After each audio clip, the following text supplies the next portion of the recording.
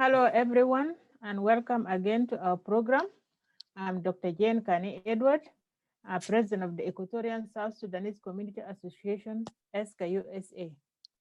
I'm having a conversation with John Mena, one of the individuals who pioneered the idea of getting Equatorians in the Midwest states to get organized so that they can help themselves adjust to life in America. This idea was developed and nurtured over the years and eventually led to the establishment of the Equatorian South Sudanese community in the United States, which we know today. So this conversation is part of ESKA-USA Community Outreach Program. It is an initiative intended to highlight the voices of our community members and to hear their perspectives on leadership, organizing, entrepreneurship, women and youth empowerment, success, or the achievement of the American dream, as well as the challenges facing the community.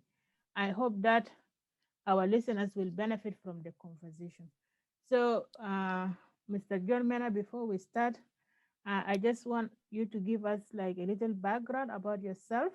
That's your name and when did you come to the United States, your educational background, and any other information that you want to share with us. You're welcome. Oh, thank you, Kani, for this opportunity. Really, I was waiting for it for a long time, and just to set everything right. And it's been years that we've been people argue about ESKA, who the founder of ESKA, where it was founded, and which year here and there. So today, problem may be some people may be able to get the right answers.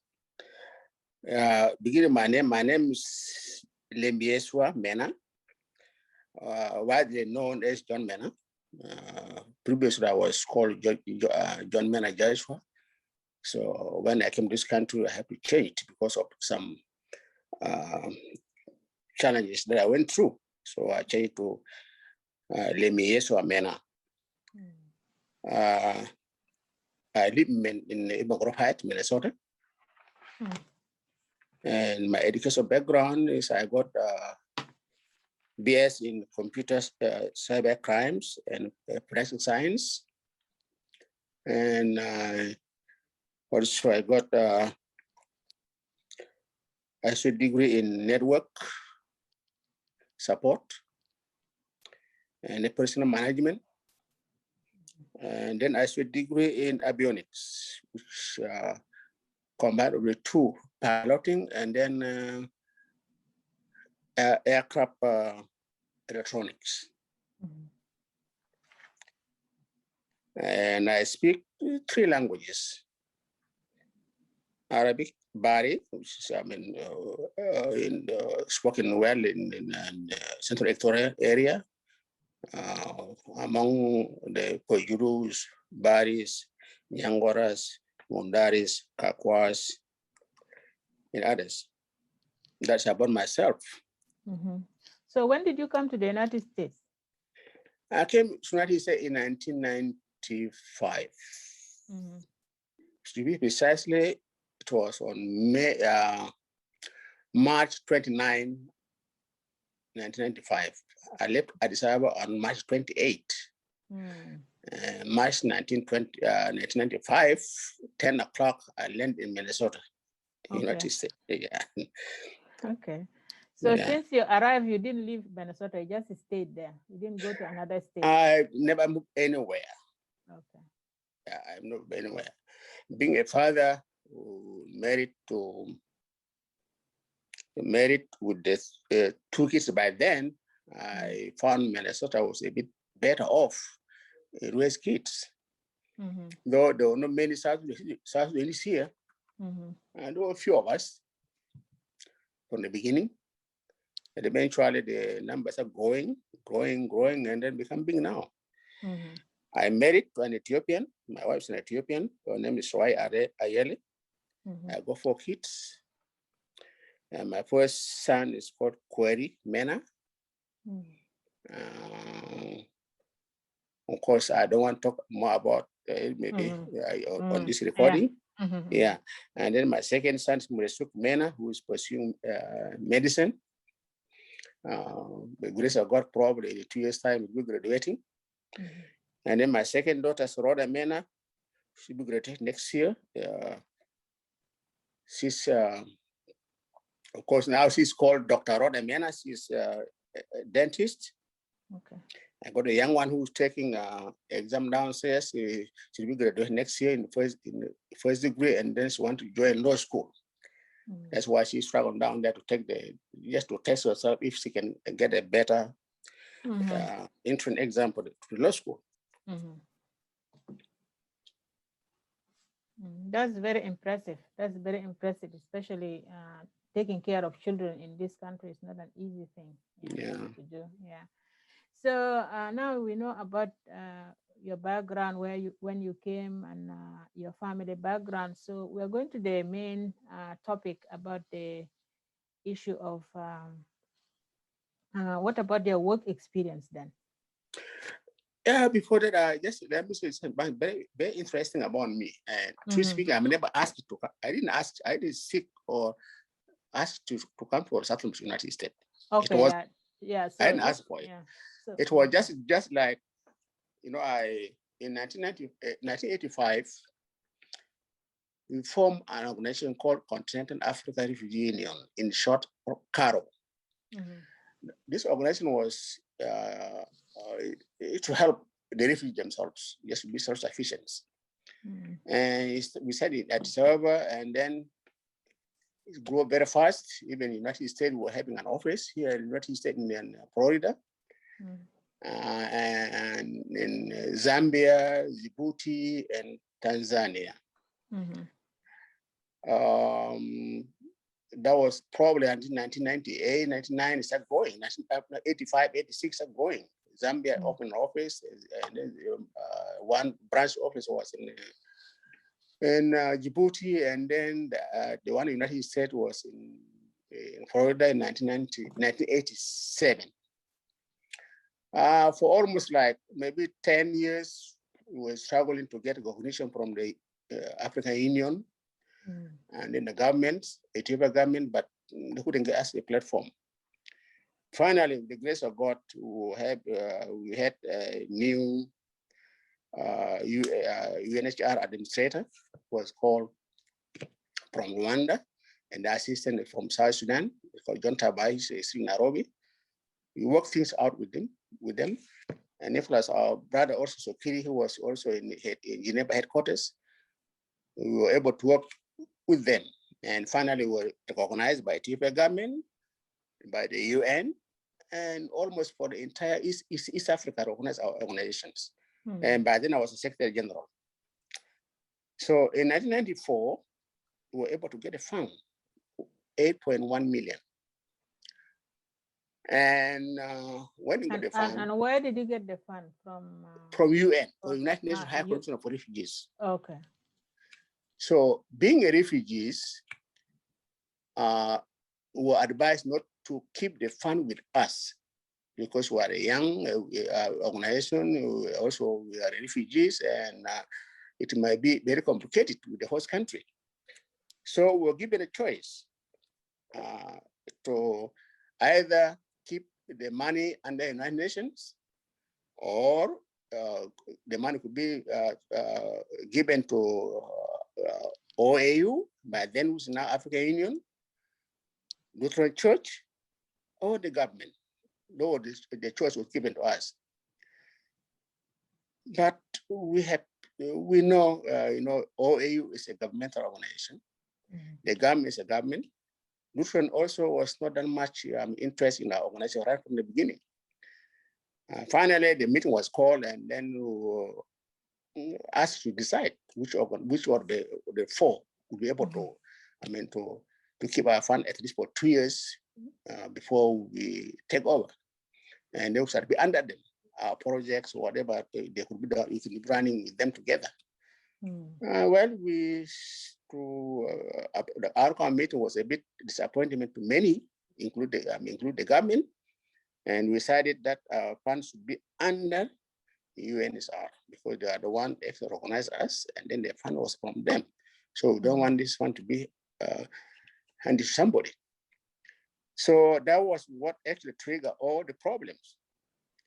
After the meeting in the evening, were visited by some officers from Ministry of Interior and give an ultimatum that two choices. We have to revisit our decision or pay deportation to our original countries. Refused. And after 2 weeks, our chairman, who was from South Africa, Baba Smith, was deported. He was not deported, but was just handed over to, he was given 3 days to get ticket and go to South Africa, because South Africa by then was free. And Namibian also guy who was a treasurer also was given the same ultimatum. And then I was given a ultimatum, I was going to be deported. Mine was a deportation to Sudan. And I said, no, I cannot be deported to Sudan because I'm not from Northern Sudan. Khartoum is not my place. If you want to deport me to South Sudan. Not to Juba, but to any liberated area, Yei, Moridi, wherever, I would be happy about it. So that was my decision. The Ugandans were deported, and the Somalian guy were deported. So all of us in the office, all of us, were having problem. So Kiri, who was in deputy secretary of UNSR in Geneva, plus the representative of UNSR in Addis Ababa, which the deputy John Tabai, they play a role. They say, okay, this guy cannot be deported to South Sudan because South Sudan is not free, and that's his own right. So give us some days so that we can find a place where we can take him. So December 15, I was called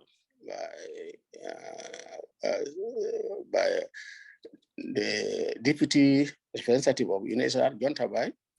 So that was in 1994? 1994. That I should bring two photo ID to UNSR. And I said, but I was there with you. Why don't you tell me? He said, well, I just got the request now from Geneva, from Sokiri, that you should bring two picture ID for your deportation to Sudan. So we're just doing the post. So the following morning, I went, I just gave him my pictures, two photo IDs, and then that was about it. And after a week, I was like, okay, we have got 15 days to prepare to leave the country. Where, we don't know.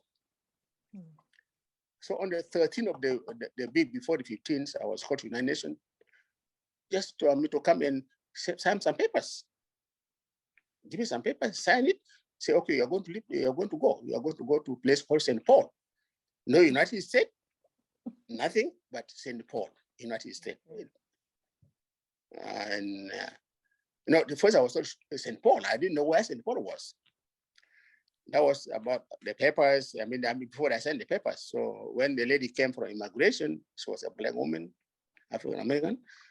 I signed the papers. He said, "Well, Mr. Joshua, we are going to leave probably on 29th of this month. You are going to go to the United States, to St. Paul."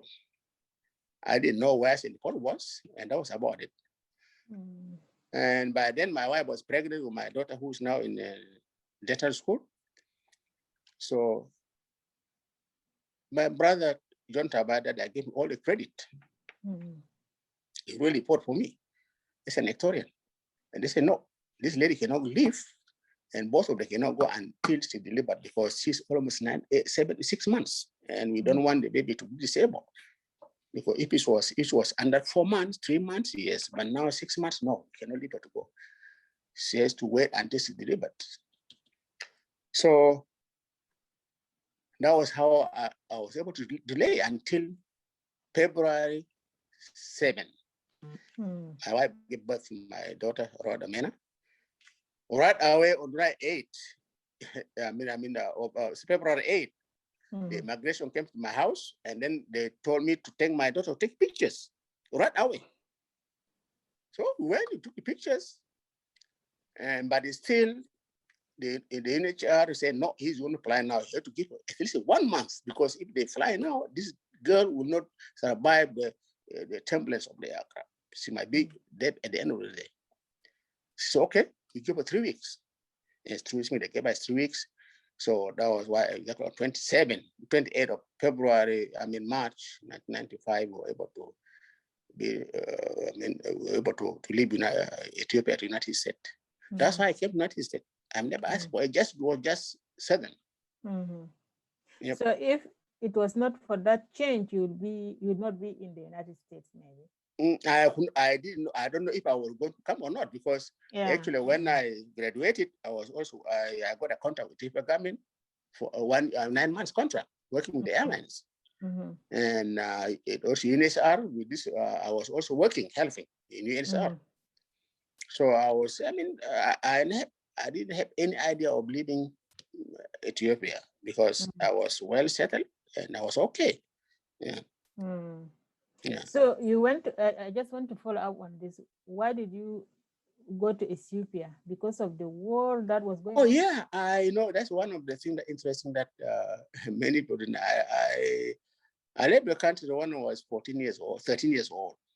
When my mother died, she was killed during Iron One, and my uncle, who was a bishop, Archbishop of Catholic Church in Uganda, asked me if my dad or the other uncle, his brother, my uncle also, the one who was in Juba, or Kanyuku, but also who's my uncle also, to get to bring me to Uganda so that I can go to school. It was tough for my father to get me because that was in 1972, 71, 72 before the agreement. It was tough for my dad to take me to Uganda because all the roads were mine, and it was really the not transparent. The whole South Sudan was in chaos. So we traveled up to Congo. He took me up to Congo to Aba. He cannot get the way to go to Uganda. And then finally came back. He came back up to South Sudan. And then my uncle asked my dad if I can be brought to Juba, where they can work the papers out. So that's how I was able. With the connection with church from Uganda, South Sudan, and the Ethiopian Orthodox Church. So they hired two people. One is called Charles Abogo, and then one is Martin. It's boys to bring me from Juba. I was brought to Gadarep, from Gadarep to one young guy, Ali. He was working with the Hadid or railway station, whatever. I was put under him. Yeah. And then I was brought to him. Those are my mother's relatives. And then from there, I was brought to Khartoum, Gadarep, Hombra, Gondar, Addis Ababa. That's a long trip. Yeah, hand over to Ethiopia Orthodox Church. And it was not easy because the two brothers who brought me, they disappeared in Addis Ababa, and then I was left alone. And later on, the owner of the hotel was, after 2 days, was able to report to police that there's a young boy here dying because of a cold.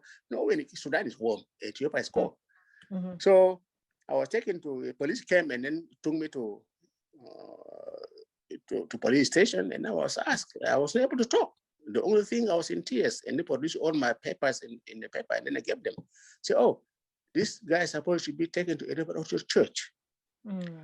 When they called Ethiopia Orthodox Church, they said, no, we have been waiting for this young boy for the last 3 months. That was now in almost 1973. So I was 13 years old by then. I stayed in Gondar almost for, we stayed in Gondar for, no, that was when I almost turned 14. So I was now under Ethiopian Orthodox Church, and then the process, they tried to get the process to come into Uganda, but things were not easy. I didn't have passport, I didn't have all the papers. So they said, okay, before we find a way for you to go to Uganda, you have to go to refugee camp. That was in Gambela. But do not be in refugee camp, be taken to Gambela, but under the supervision of Ethiopian Orthodox Church. And so I was taken to Gambela, And then I stayed there at least for a year, not as a refugee. There is, we had a lot of Equatorians in Kampala who were refugees, but I was not as a refugee. I was under the Orthodox Church. So when all failed, all the arrangement they could not make it. So finally, I was declared as a refugee when I turned in 1994, 1995, when I turned 15. So that was how I came to Ethiopia. So I started my schooling there in Ethiopia, grade 7, because in South Sudan I finished grade 4. And then I started my 7th grade in Ethiopia, and then 8th grade, and then I went to high school. In the high school, I finished high school, and I went to Ethiopia Airlines. That was how I was. That was how I came to Ethiopia. It was not really not my own making, but it was through the help of so many people. The Ethiopians, Sudan Catholic churches, and one of the persons actually who later on play a big role in my life, to lead Equatoria.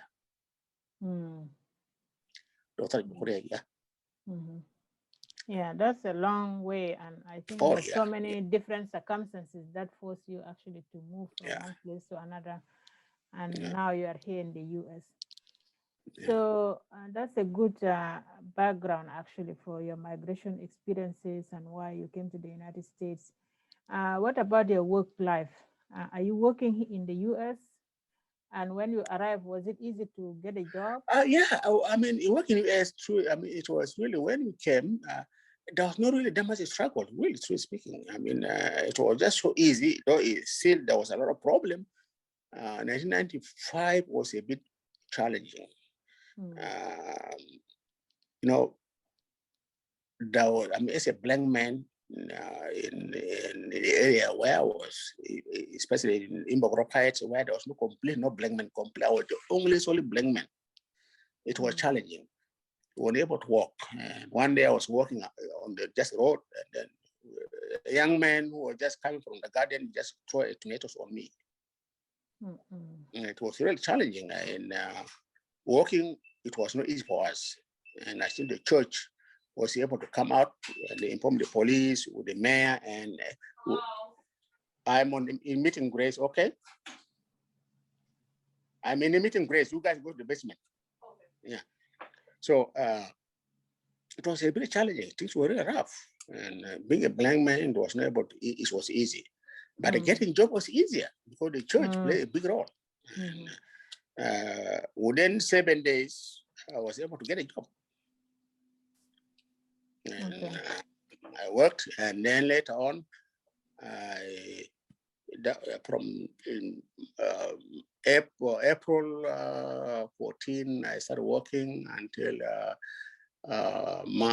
September 3rd.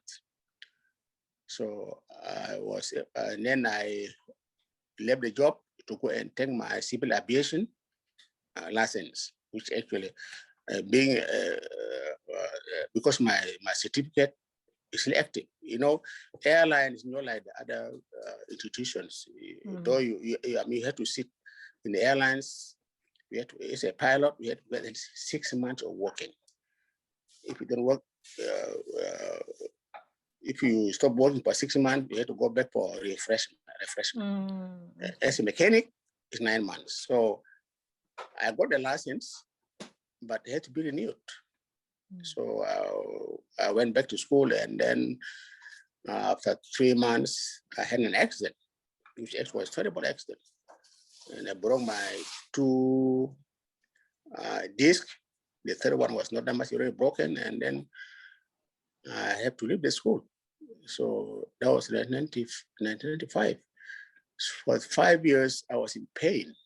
Really, things were not easy with me. I could work, but the pain was too much, almost becoming crippled, disabled. And in 1999 now, the doctor decided, oh, you have to have a pulse at your back. So they just had an operation. They put artificial bone in my back. That was the first operation. The second one is 2006. So that's how I left the airlines. Otherwise, I could be up now, could be maybe working in the airlines. Yeah. Okay. So now let's go to the idea of organizing the Equatorians in the Midwest.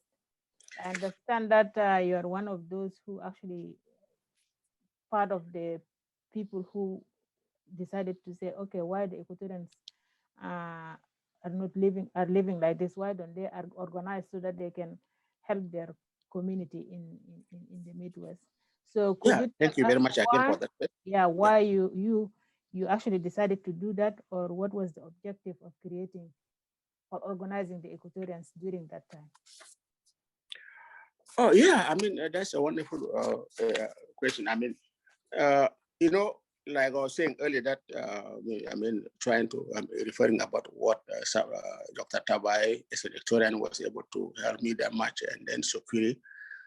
When I became a refugee in Ethiopia, there were already Equatorian in Ethiopia, and this Equatorian, they call themselves Equate by them. The word Equatorian, even I didn't know. I know the word Equate. From the three sides and from the three regions, west, east, and center. But then, of course, that was not the case. They started with the provinces, Bariri, Torit, and Juba. And they had an organization called Equatorian Integration Society. And this organization was to help any new Equatorian who was arriving, and also politically they were able to campaign for to assist the Equatorians, or the Equatorian who were in the movement. I think long time ago, Anyawan, and they did a wonderful job. Many Equatorians who were in Anyawan in the side of Upper Nile, they were mistreated. And this organization was able to help them to set, because they had to, some of them had to leave the camp. So this organization was able to work hard with the United Nations and the Ethiopian government to convince the Ethiopian government, no, these people, they are not fighters, these people are refugees. And they were able to bring all those Equatorians together. They, from west, from east, from north. It was just a wonderful kind of thing. And one of the funny thing that in Ethiopia. In Ethiopia, yes. And one of the things that actually up to now I still really just about Equatorians, you don't ask. As an Equatorian, no, you don't ask anybody. You're Equatorians. Don't ask and don't tell. That was the policy we have. And you don't ask. You don't ask me, Mena. What's your tribe? No, you don't ask about tribes. You are Equatorians. And it was just kind of the wonderful kind of, I don't know what to say. That kind of brotherhood, that Equatorian cannot be divided. It's a one person. You are not a Moro, you are not a Yande, you are not a Bare, you are not Yang Bare, and don't ask if you see any new Equatorian who comes today. I don't ask, from where are you? Which tribe you are? No, it's wrong. It was a taboo for us to talk about our own tribes. We are all equates. That's the final. And that actually brought all us together as Equatorian. That any Equatorian who arrived would be accommodated in. You could be able to get food, shelter, everything. And that was the beauty that by then those great Equatorian had it. And they hold themselves as one person, as an Equatorian. Nobody, no Moro, no Jani, nothing. No, you are Equatorian, you are Equatorians. And like the word equate, that was their slogans. We are all equates. Being a Moro, people from West, people from East, we are all equates. And that was the vision that we had by then. So what about in the US? In the US, things are different.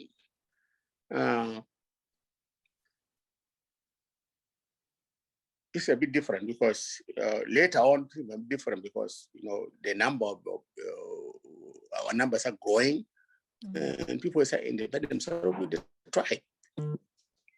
By the way, that's one thing that probably I didn't mention it, and when they have this Equatorian Integration Society, which actually bring all the Equatorian together, and it was very just. It was interesting that all of us, ex-Equatorian, I was the only bonjos there. They call him bonjos. I was the only young boy there, and we people cook by turns. Today, from the other group, only 3 groups. Today, turn the other thing, and then people some collect together. And the idea of forming Equatorian and the organization, if they become so, for us, it's become so important. Because why? People are looking for, to comfort themselves because of the challenge that they have in Ethiopia, the refugees, most of them. There was no proper, accommodations, things were rough, and there were few actors who were working. So those few plus they were hand out, the United Nations was giving in 1 month, it was not enough. So those few actors who were working, they were helping them, helping the others. The newcomers were coming, those were running from Anyanya 1 in the leaving the liberation because of mistreatment that they have in Upper Nile. And these people were able to be helped. And that was the beauty of it. That was the beauty of anything that we really, we appreciate it up to today. As an Equatorian. Yeah. Yeah. So what about the idea that actually led to the idea of Equatorian coming together in Minnesota? So you brought the ideas the experience that you had in Ethiopia, the idea you brought it to the US. Yeah, the idea after, we have this organization that Equatorian Integration Society was one, as I said earlier, it was one of the organizations that actually hold us together. So it happened one day. When I came, actually, there were only 3 Equatorians that we know. One was called Khabib, who's still around, and then Leka Malane is around. Leka is a teacher. He teaches math here in Minnesota. And then Khabib, he was working, he's a computer technician, but now he's now in Georgia. Those were 2 guys, 2 friends, 2 brothers that happened to meet somewhere. One of the parties. And Khabib, with the West Africa, he was the only African. He's the only choice in the United States. And with the West Africa together, they form something called Yankee. Yankee was a group of people who help each other. Today we contribute money for somebody to help somebody to help somebody. I don't know how we call it really in English. There's nothing real there, but in Arabic, called Galiluk, the edition book. Yeah, actually, they call it rotating credit. Yeah, credit, yes. Yeah, rotating credit. And then in Lingala, that's what I know, we call it Makiling Bong. And that thing was one of the popular things among the Africans.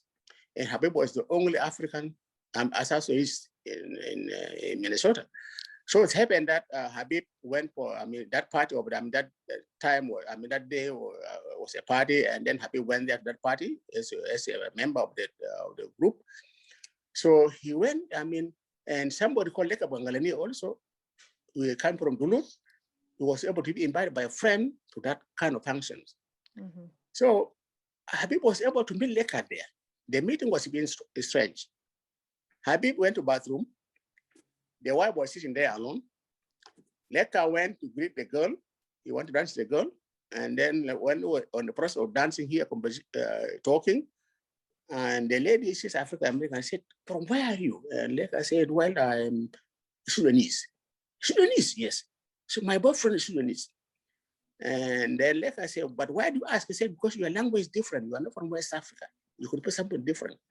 Leka said, "Yes, I am Sudanese."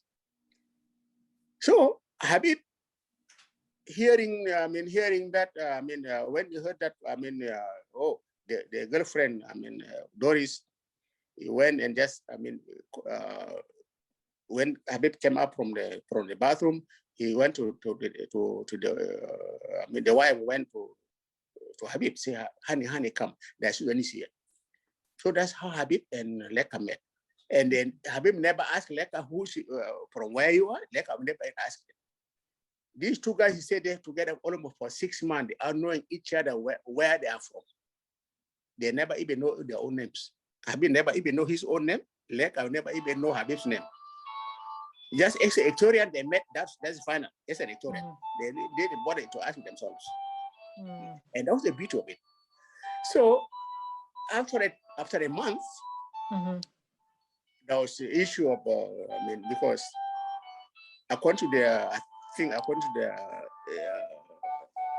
guidelines, when it's your turn, you prepare some drink, people will come to your place, eating or blessing. That's how it's supposed to be. But that day turned out that the guy from Cameroon. There's a noise in the background. Yeah, pardon me? Now, it stopped now. Oh yeah, that's the phone. Yeah, okay. Yeah.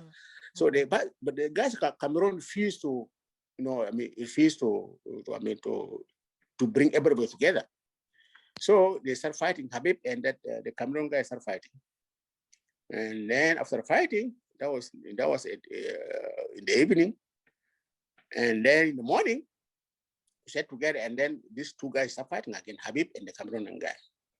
So Khabib is up, and then Khabib said, "Okay, from today onward, I'm not among you. I'm South Sudanese. You are. We are going. I'm leaving your group."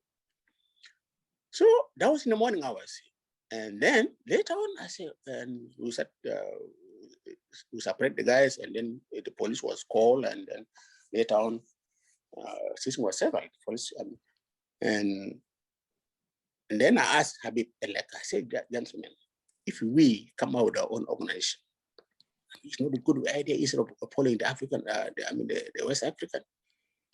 I said in Ethiopia, we have got an organization called Equatorian Integration Society. Why not from our own? So finally, it was just so quick that the idea was accepted. I said, Mena, that's a good idea. Like I said, it's a good idea. That was on 15th of June, 1995.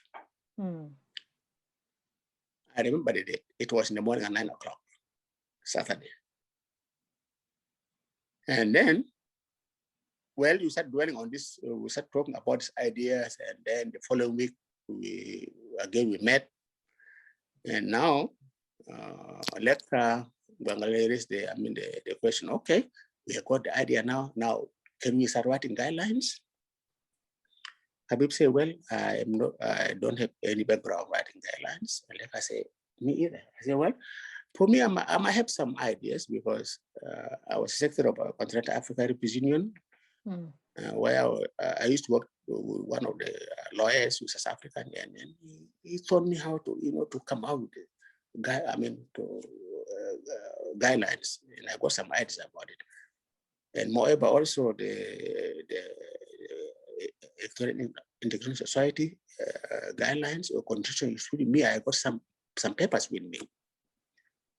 So we say, okay, why not go ahead and then drop the guidelines? So I started drafting the guidelines, and then we met. That was on 22nd of August or July. And then again, they went through it. And then on 29th of August, we were able to complete it, the draft, and then we handed over to Khabib, who was African American, to type. And before that, we invited around 3 people. One is Rose Kara, who's a wife of Leka Wangalania, and John Kamsin from Eastern Equatoria, and then Khabib was Western Equatoria, and then Leka and me were from Central Equatoria. So we're able to come up with put all the ideas together, and then go through it, just make it sure that the guidelines come out good.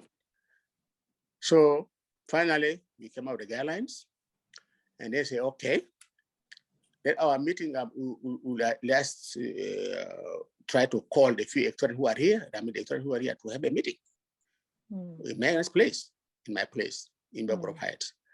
So we were able to hold the first General Assembly meeting, which actually was, I mean, it was a meeting and the election right away. So that meeting took place at home, at your home? in my basement, in my basement at home, in Belgrove Heights here, in town home. Just nearby the place where I bought a house. Now I moved just maybe around 2 miles from here. So in my basement, we had a meeting. It was around 4 o'clock in the afternoon, and it was a beautiful meeting. We met, and then we went through all the guidelines, and then now, right away the election, the guy said, "Okay, let's wait. Let's go for elections. We make the elections." So Khabib was the eldest person in Minnesota, and then also with the age wisely, we give, okay, Khabib, you took the chairmanship, Leka be the secretary, Mena take the treasurer. So, and then we're able to form, of course, the office, and then we have got the trustee, we have got information officer, we have got all kind of organ, and then we're able to put the organization together. That was our first meeting in 1995, September. So by that September set us the date of the organization. Now the name was a bit. So how did you come up with the names? Like at the beginning, what did you name the group? The organization was a bit, I mean, as an Equatorian, we always have people that we think that, okay, no, we don't want to appoint anybody. And I came up with the name Equatorian Association Community, but it was rejected. And then somebody, Khabib came with the name Equatorian Community. It was rejected. And then with the idea that if you call ourselves Equatorian, the rest of South Sudanese, the Nuer, the Dinka, and the other tribe might not like us. We said, no, that's our own organization. It's not, we are not point for anybody. After debating for 6 hours, let me tell you, until 1 o'clock in the morning, Khabib broke the deadlock. Said, okay, gentlemen, let's not fight over the name. Let's call ourselves people. And then tomorrow we shall be organized. Today, tomorrow, next year, we'll be able to fix the name. Well, that was just because we were tired from 3 o'clock up till 1 in the morning. We could not agree on the name. People were debating here, Equatorian, the way they debate. So finally, we just, okay, let's call ourselves people. And that was about it. Now, we want to register this organization, people. It was very difficult to register the organization, people, because there was an organization in Minnesota called People. So for 2 years, we were struggling, they refused. I mean, the government refused, said, no, you cannot register it. And then 1997, 1998, we make elections. And then Leka become the chairman. I become, still holding the position of finance. And then Khabib become a deputy, but finally he resigned, and then somebody called Peter Matayo become the deputy of Leka. So now we revisit our idea, say, gentlemen, we cannot continue to call ourselves people, and this organization could be registered. Why not call ourselves Equatorian community? And the support, even those who are against the name earlier, I mean, some years back, okay, yeah, that's the best way. Let's call it Equatorian community. So the name Equatorian Association Community was adopted in 1998, finally. And that was for Minnesota only? For Minnesota. Now, in 1999, our aim now to convince to expand the idea to other areas, like South Dakota, North Dakota, and then North. Not the people in North. I mean, we don't have many people you really know, but they have got a big group, a big number in South Dakota, and then in Nebraska. Iowa, we didn't have so many people who were active there. Kansas, we only got one person who was active, Larko. So we invited, I mean, we sent a letter to, we went to visit to South Dakota, and someone called Jess Morgan, the one who's now an ambassador in Ethiopia. We went to visit him, and then Noel, Barnaba, and then we found out they were trying to form a community also in South Dakota. And then we invite, I mean, we asked if they could be able to host, because for all these years, for almost like 3-4 years, we had one hosting it. Why not you guys host it? Noel said, well, we are still in infant, we are unable to host it. Why not ask Nebraska? Because Nebraska, they started last year, and let's ask Nebraska if they can host it. Yeah, I said, well, that's a good idea, because we want the organization to be at least to expand. So Nebraska accepted to host it. That was in 2000. So we hosted, I mean, in Nebraska, and they was brought back to Minnesota. And then Minnesota, now we want to expand just to the other Midwest areas. Kansas, name it Chicago, because I grew in Chicago. And I remember the meeting that we had here in Minnesota. We invited Mary Kiden, and then Oliver Towil, I think, Oliver Towil. Yeah, we invited a couple of politicians.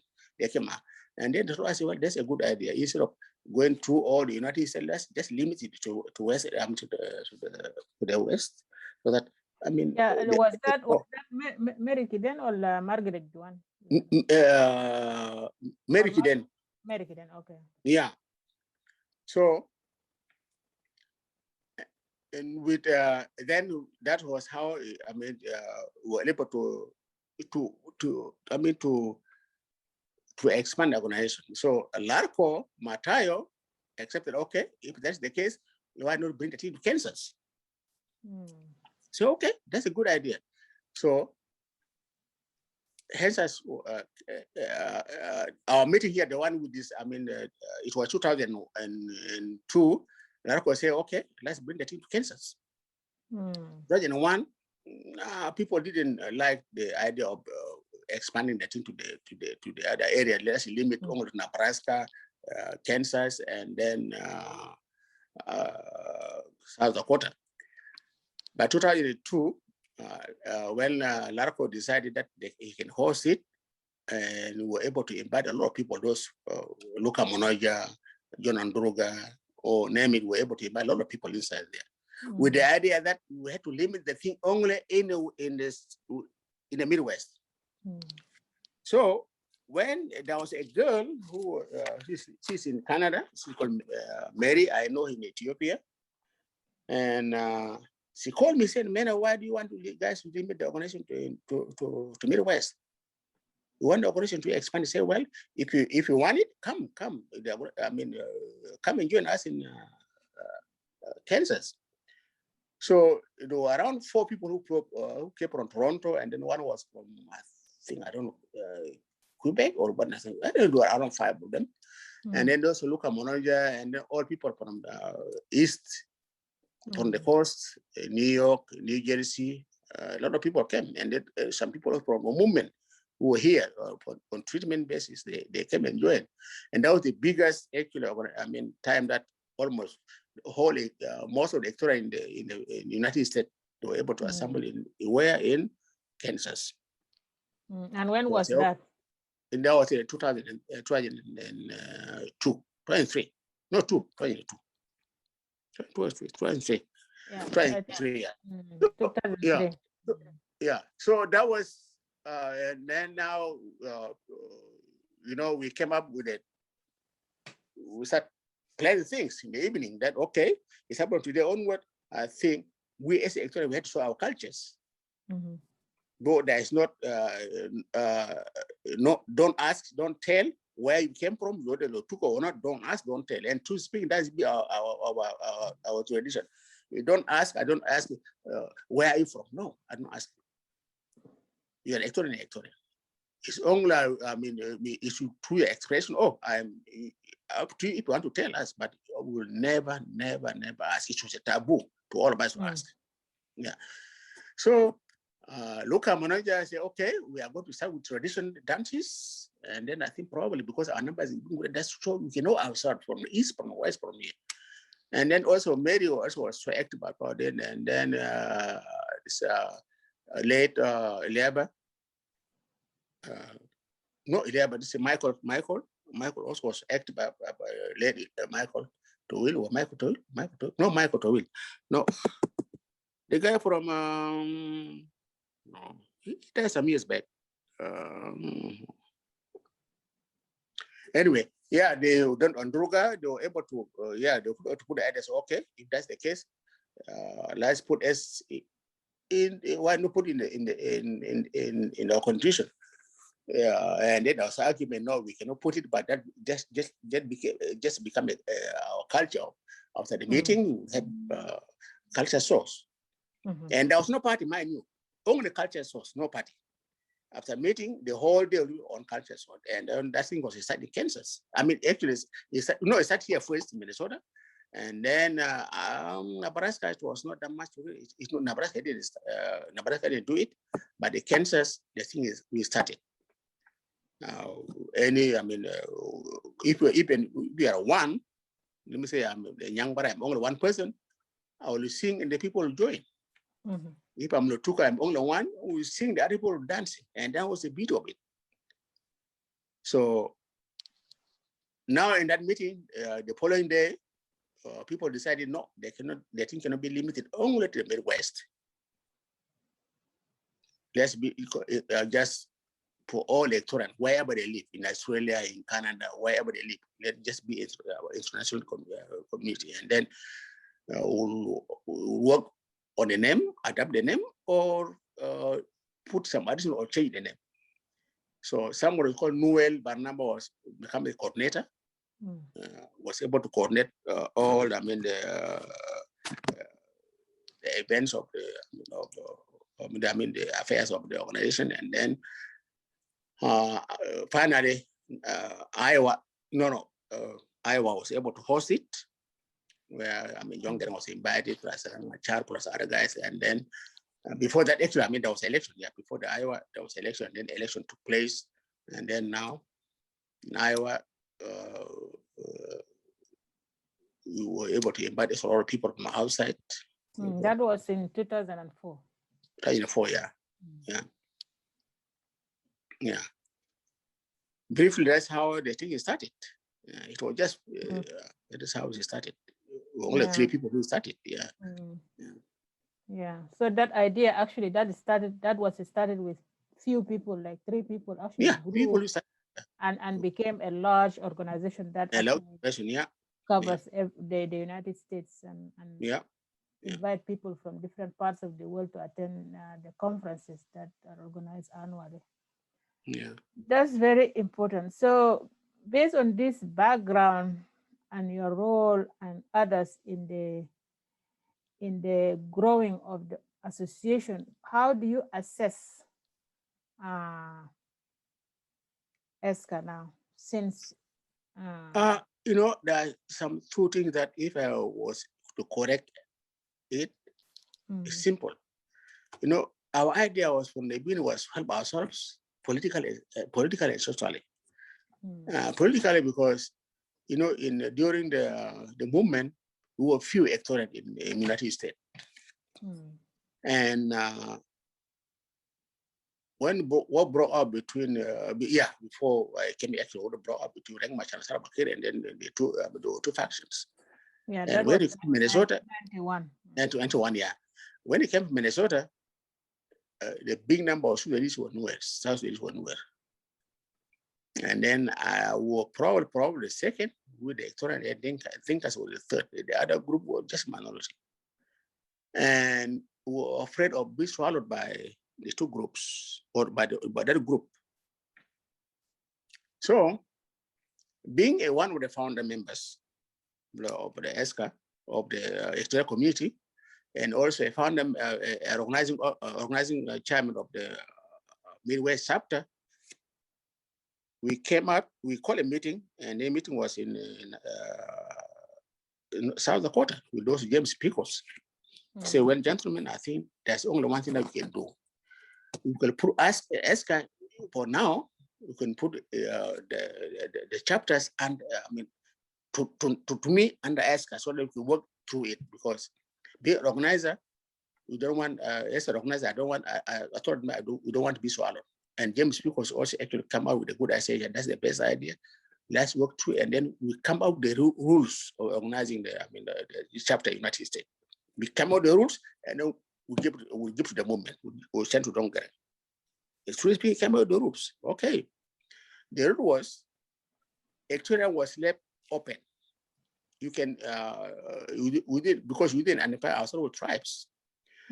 But if there was any election to be done for the chapters, chairman of chapters, United States or anywhere, Upper Nile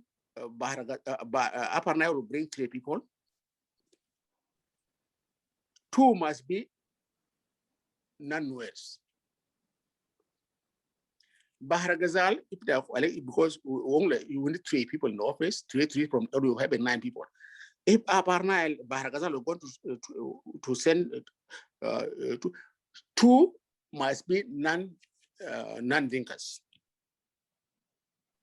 The Equatorian was open because we were a tribe, we were one, we were equate, we're no tribe. Our tribe was an Equatorian. So that one play a role. And then the thing continued until South Sudan independent. And truly speaking, I'm not lying to you, for 9 years, I've been in the position as a chairman of SPLA in Minnesota. We did a wonderful thing. We did under the cover of ESKA. And that played a role in it. So,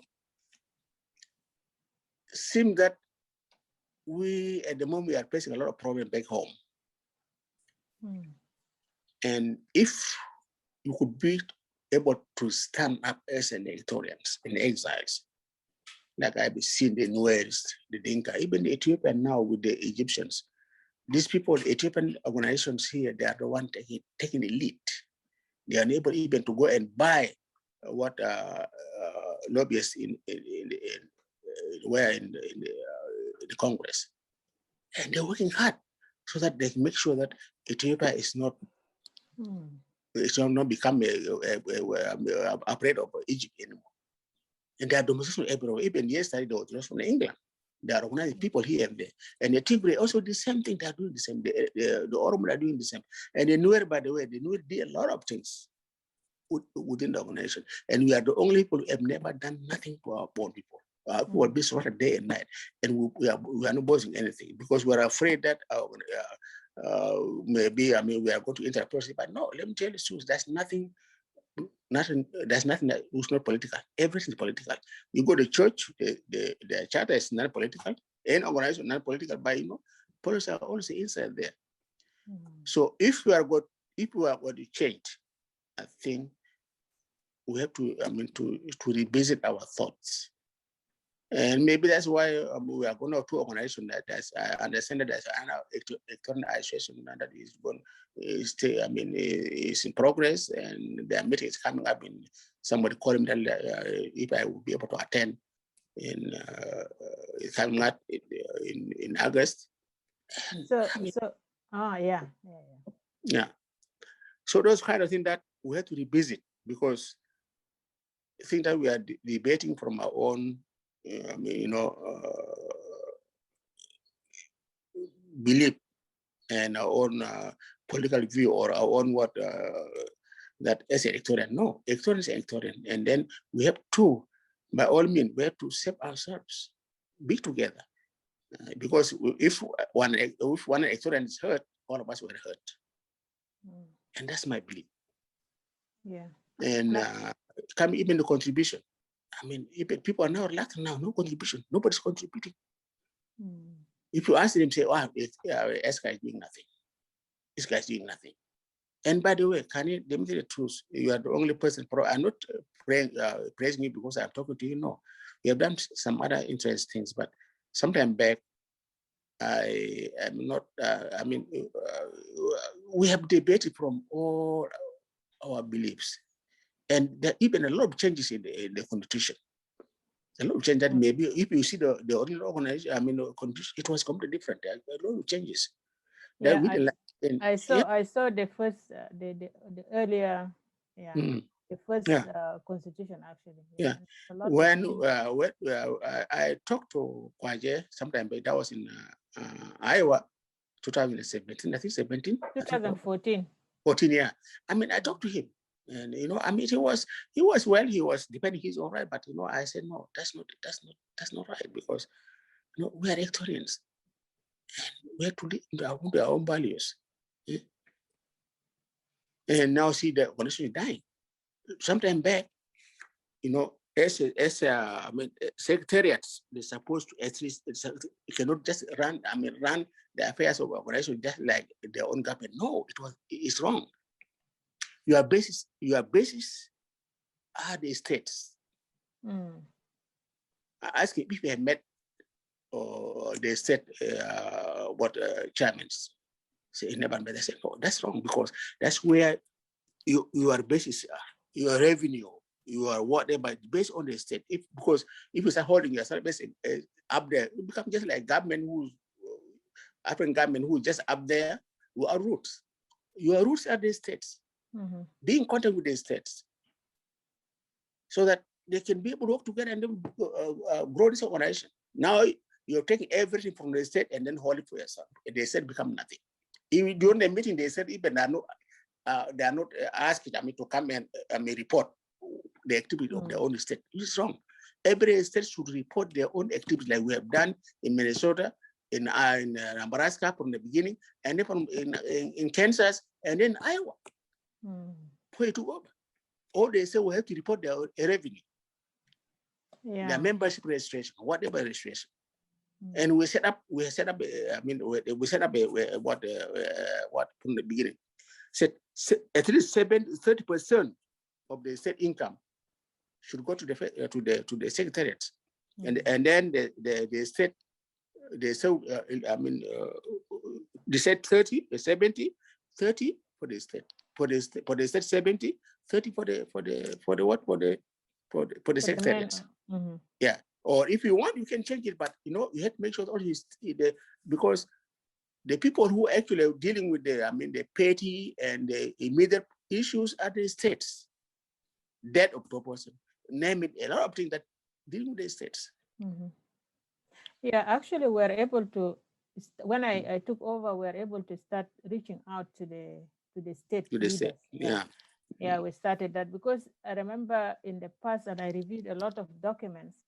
Like in the past, actually, the state offices, each state actually contributes $500.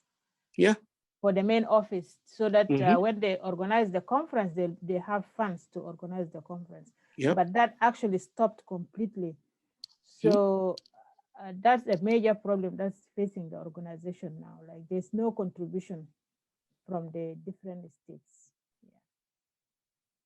Yeah, and there's a the most is, and really applaud you for that what you are doing, truly speaking, not because the tournament or whatever. No. I mean, not because I'm talking to you, but this is truth. Because at least, I mean, you have done something good, but I want you to do something great. If by chance you are able to hold the position again, and I want you to do better. You are doing good, but this is my last term. This is my last term, actually. No, you can run for it. We can elect you. The constitution said I only ran for 2 terms. Yeah, right. Yeah. So this is my last term. Yeah. For Somebody 2 terms. will come.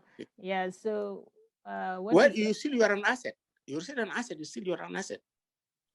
Whoever comes, you'll be able to assist. True speaking, you'll be able to assist. And I mean, yeah, 2 terms, but maybe after 2 years, you can be able to run. It's allowed.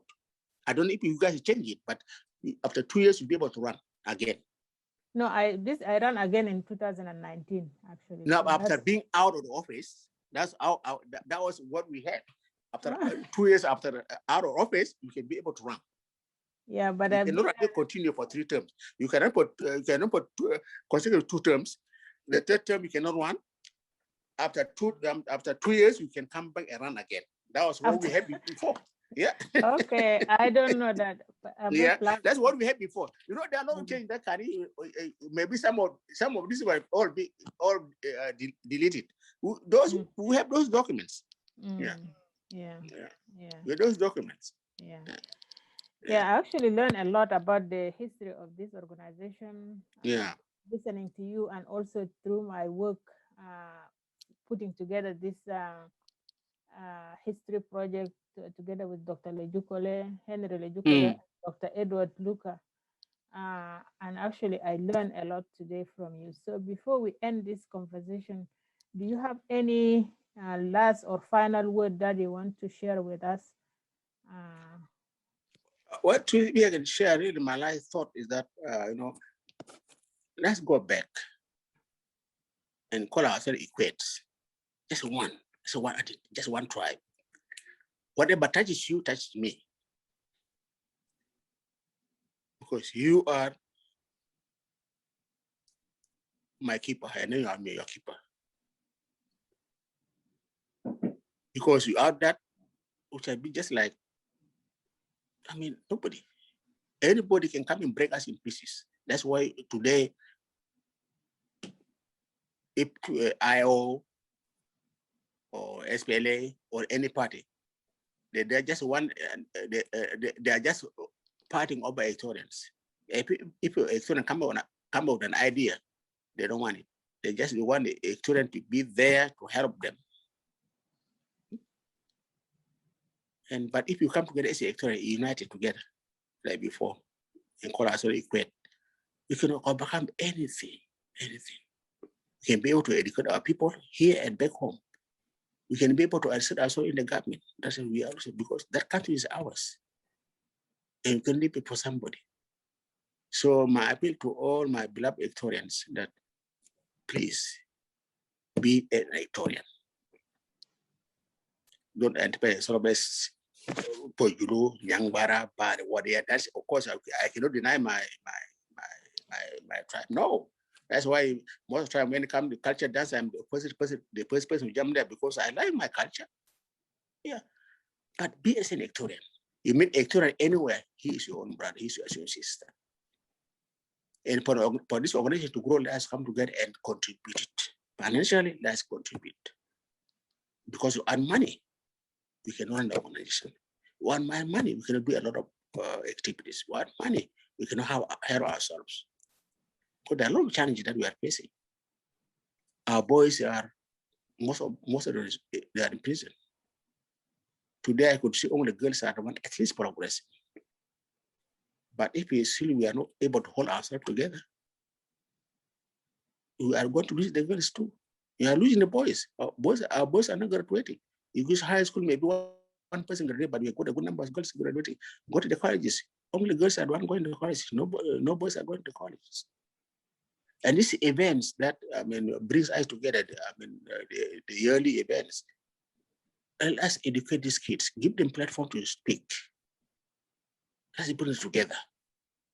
Also making that, just put it together as youth of Southern Sudan. And it might be some Sudanese, not African American. Because tomorrow, if you are not careful, let me tell you soon, we are going to lose all of them. They'll be called African American. They don't know exactly where they came from. They don't know themselves. And that's the pain. That's the pain part of it.